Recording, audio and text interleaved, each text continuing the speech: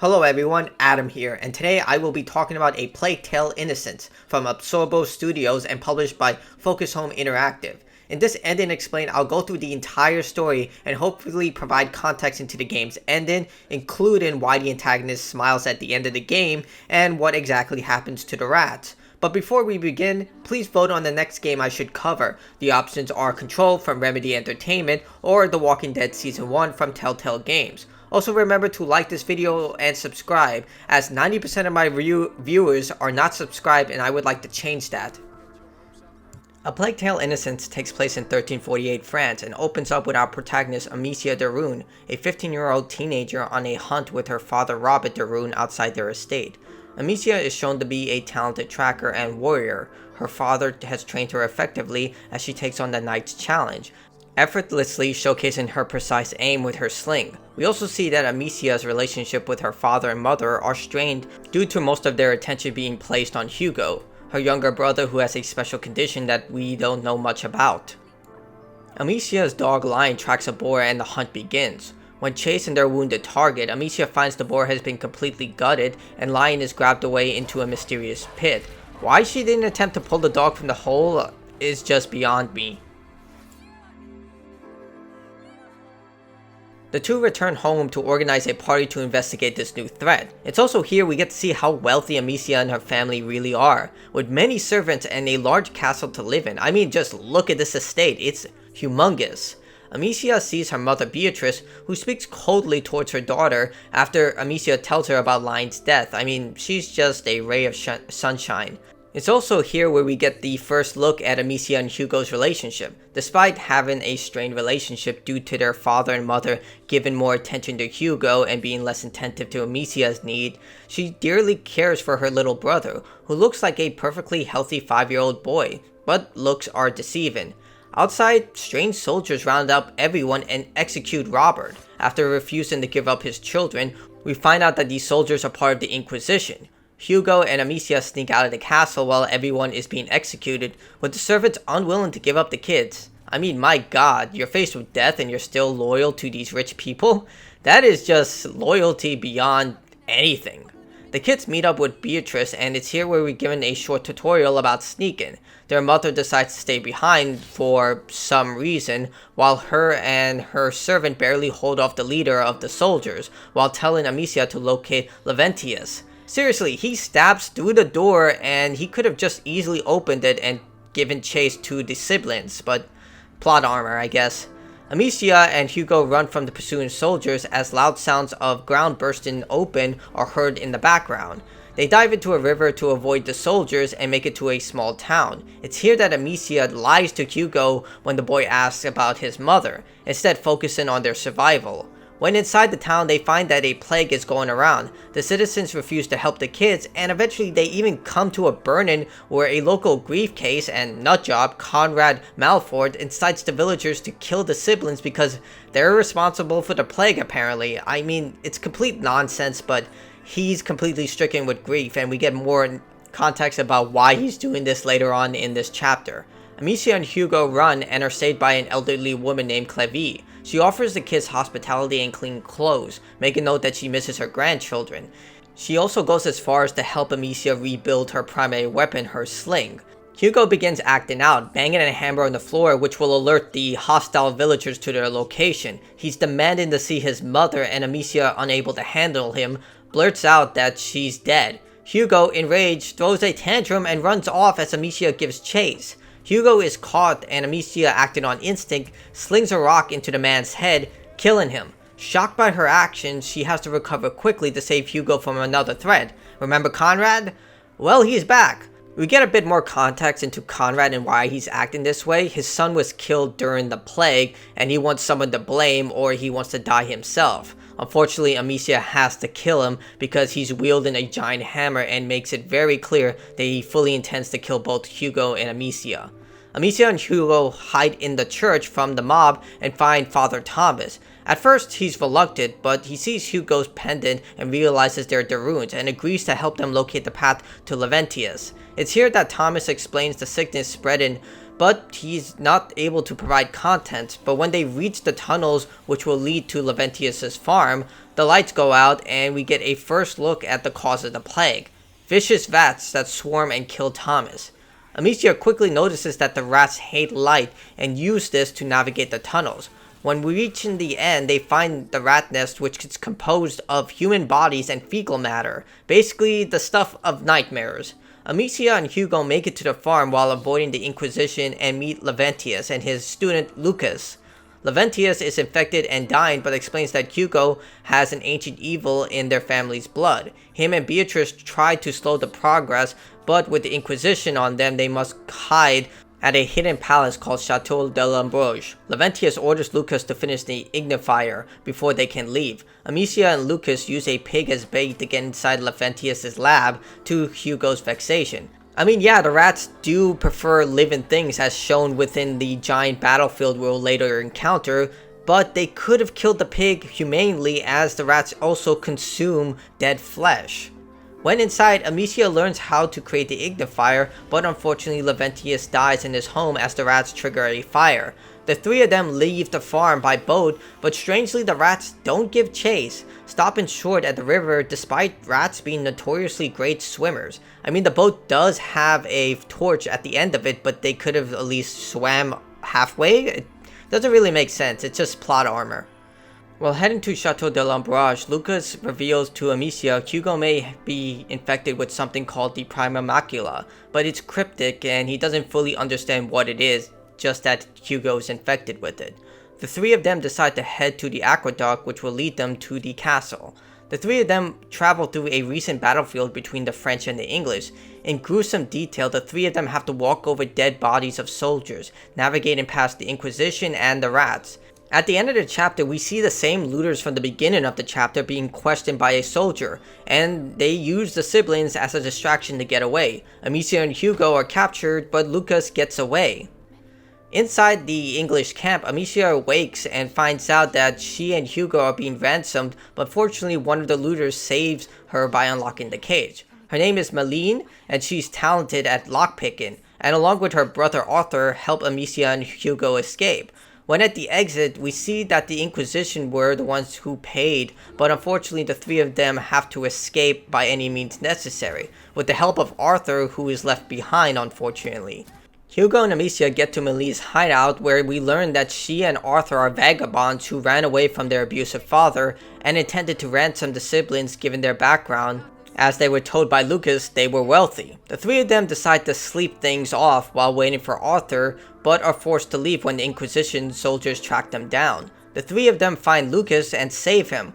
We also learn that Arthur is still alive, but has been captured and taken to a prison called the Bastion, eventually reaching the aqueduct and finding the hidden array of passages, including a machine designed to trap the plague rats created decades ago. The four of them navigate the puzzles and traps and establish a base of operations within the castle. The next day, Malene decides that she needs to find Arthur, but Hugo's condition is getting worse. Lucas lacks the tools needed to craft a potion and hinder the progress, but without it, Hugo will cross what is called the thresholds, which is why Hugo has been experiencing headaches his entire life. These are the thresholds, and these elixirs were designed to try and prevent that from happening. Lucas explains that their work was inspired by a forbidden book called the Sanguinis Itinera, located somewhere at the university. Given the chaos, Amicia decides to risk it and locate the book, with Malene agreeing to help since it's close to where her brother is located. Amicia travels to the city and finds out the Inquisition has been capturing and freeing rats to kill the infected people, while also hanging anyone refusing to leave the city. We also see that the Inquisition has been developing a new type of potion that attracts the plague rats called odorous, made from episanguis, which are found in the nest of the rats. I mean, it's very clear that this is the fecal matter of these plague rats. Amicia finally makes it to the university and finds Vitalis, the leader of the Inquisition, who's also looking for the book.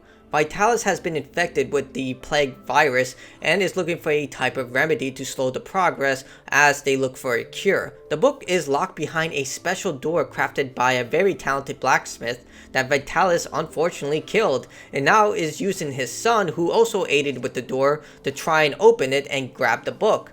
Amicia saves the boy named Roderick, and the two head into the Forbidden Library while Vitalis' men give chase. I mean, these guys can't open wooden doors for their life. The two quickly bond over their hatred for Vitalis, both losing loved ones because of this madman's crusade, and they collect the Forbidden Book. It's here that Vitalis reveals himself that he's been using Hugo and Amicia, and has been watching them this entire time, even before the plague rats became a thing.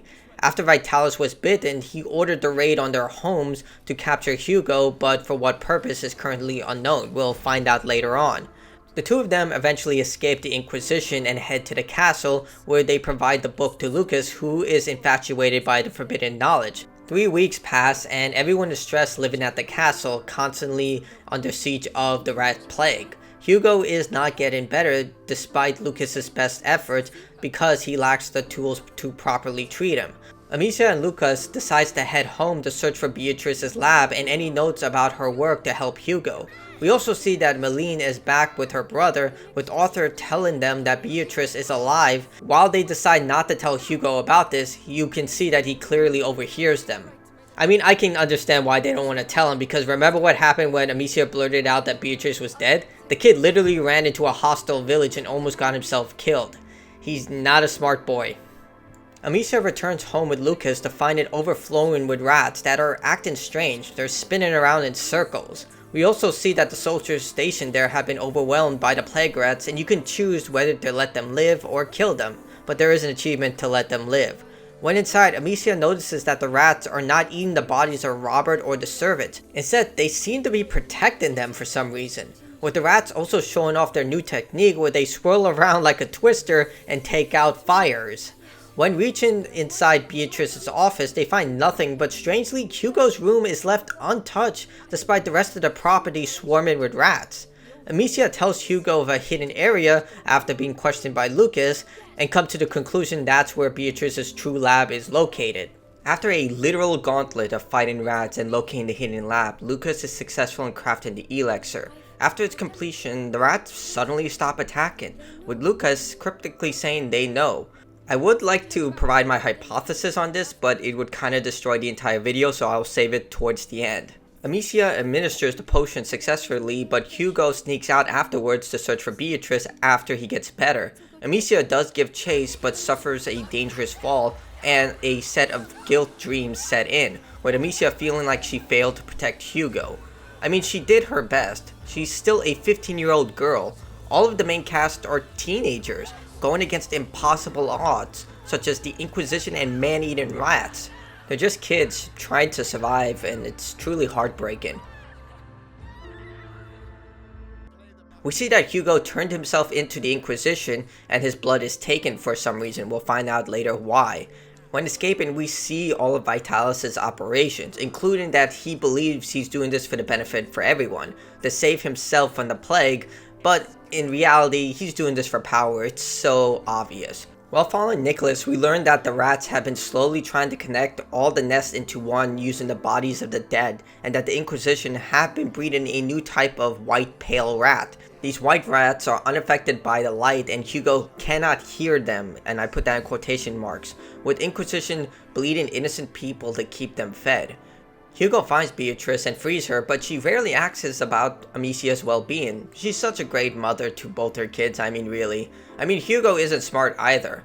What was his endgame after finding her? I mean, what was he going to do afterwards? Just find her and then magically disappear? Yeah, he's 5, but still not a smart kid. Beatrice realizes there's another way out, and for Hugo to give in to his power that she is full aware of. Hugo uses the rats until they're trapped by Vitalis, who have been playing them. He wanted to force Hugo through the thresholds to copy his power into him. By injecting himself with Hugo's blood, he hopes to gain Hugo's ability and be cured of the plague. To force this, Vitalis sends soldiers to kill Beatrice, forcing Hugo to kill and pass through the thresholds. We return to Amicia 1 month later to see her, Roderick, Lucas, Arthur, and Malene have been attempting to find Hugo, but Amicia has given up hope. All of them are on edge, and Arthur wants to leave due to the constant rat attacks, but Malene wants to stay given the security and food, not to mention she's grown a close kinship bond with everyone in the castle. The two stop fighting to set up defenses, along with Roderick, who low-key confirms that he's still not at peace with his father's death. I fully understand, even though it's been a month, his father taught him everything and was murdered by Vitalis. This time is different. When setting up the defenses, things are different this time. The rats flood in a more organized and aggressive manner, turning off all the braziers and almost cornering everyone. It is revealed that Hugo is alive. Congratulations! However, he's working with the Inquisition as Nicholas orders him to kill Amicia. Thanks to Arthur, Amicia is saved before Nicholas can kill her, but Hugo is still full of rage for Amicia and her lies. Amicia expresses her love and his rage dies, but Nicholas isn't. Killing Arthur and almost killing Hugo and Amicia, but thanks to Hugo's powers, Amicia's tools, and their will to survive, they defeat the Inquisitor. Malene is naturally full of rage for her brother's death, and Hugo still wants to save his mother from Vitalis. Everyone agrees to go and stop Vitalis by any means necessary. The team is separated early on, with Roderick, Amicia, and Hugo heading deep into the city and using the rats to kill any soldiers. Roderick finds that his home has been completely destroyed, but despite this wants nothing more but to help Hugo and Amicia find their family, as they are his family now. And your roots, they can never take that away from you. You're right. I know who I am. Come on. We have to save your mother. You'll see. Mommy's lovely. We'll go together, and we'll find another castle. Fine by me.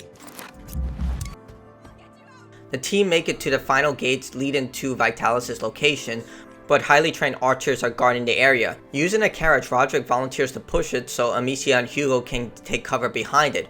Roderick is unfortunately fatally wounded and dies. This pushes everyone over the edge, with them wanting nothing more than revenge for everything. With nothing more but a swarm of rats blocking their way, Hugo demonstrates his power to both Malene and Lucas, who are unaware of the boy's special gift, and they are completely floored, but Malene seems less than excited. After fighting their way through the cathedral against many well-trained soldiers, who are willing to die despite the fact that he's been excommunicated from the faith, Hugo, Lucas, Amicia, and Malene make it inside, where they find Beatrice alive and that Vitalis is completely healthy, able to walk, and that everyone inside has been killed.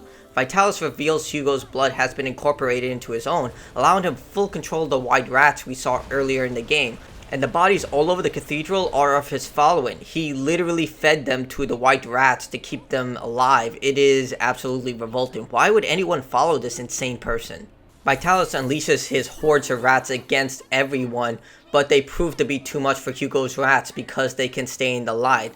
But Hugo's rats prove to be stronger as Amicia helps clear the fires leading up to Vitalis, allowing Hugo's rats to push the angel rats back. What follows is a huge battle between Hugo and Amicia against Vitalis, the power-hungry tyrant showcasing his incredible might over the rats, creating barriers, rat towers, and even having them tunneled on the ground at will. The power-hungry tyrant isn't all talk. He is actually a formidable foe. He's able to create a barrier of swarming rats, rat towers, and even have them tunnel underground at will. Amicia does use her tools to destroy any of the barriers that Vitalis uses, specifically the fire braziers, and allows Hugo to destroy the rat swarm so she can inflict the final blows against Vitalis, who surprisingly can take 3 hits as opposed to everyone else who can only take 1.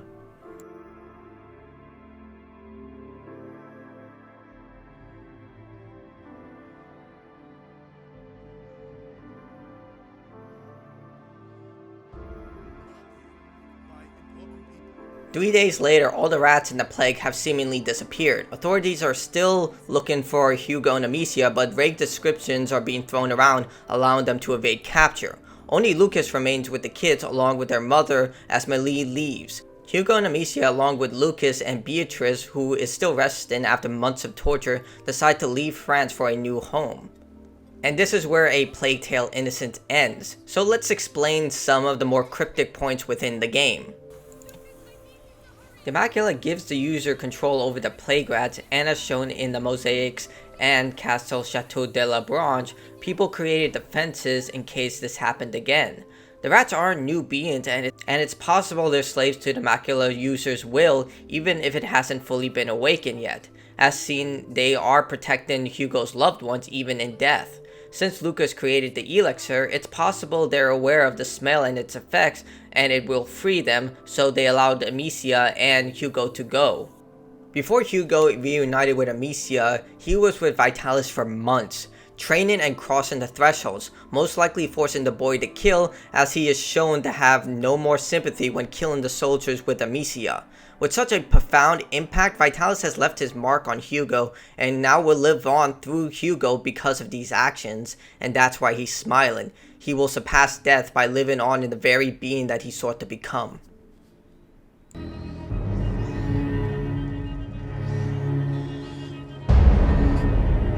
Malene hated the rats and the Inquisition for what happened to Arthur and Roderick. While it would be out of character for her to blame Hugo, as she is shown to care about him and understands Amicia's relationship with Hugo because of her relationship with Arthur, his abilities will remind her of what she lost. Two of the closest people in her life, and she just can't be around Hugo because she may not blame Hugo for what happened to them, but he is part of the very reason that they are dead. With Hugo, it doesn't look easy, but believe me, it's worth it. He will save you. They always end up saving us. Even if, you know, brothers, sometimes you just want to kill them. The White Angel rats were genetically created by Vitalis and distributed across the country as per Vitalis' order to take control. With such small colonies, along with the lack of a hive mind, in this case Vitalis, they likely just randomly attacked and were overwhelmed by the numerous more powerful black rats, which were shown in the final fight to be stronger, as the white rats' power came from their ability to survive in the light, but without it they fell very easily by the black rats' numbers and more power. It's also likely that Hugo ordered the white rats executed through his abilities, or they became incorporated into the black rats legion. And that brings us to this end and explain. I hope I explained all the critical questions within this game. A Plague Tale Innocence was a surprising hit. It sold over 1 million copies, and Asobo has been contracted by Focus Home Interactive to make another game. While many believe that it's going to be a sequel to this title, I feel like the ending is conclusive and they'll explore other projects. In addition, the game took place during the actual bubonic plague, and seeing that the game ends with the end of the bubonic plague, it's hard to believe that they can continue the story, considering that the rats were a critical part of the first narrative. If you want to check out the game yourself, it is available on PC, Xbox One, and PlayStation 4, and Xbox Game Pass. I highly recommend it. It is a brilliant narrative experience and one that shouldn't be missed. Till next time everyone, I am AMHarbinger. Thanks for watching, and I hope you have a wonderful day.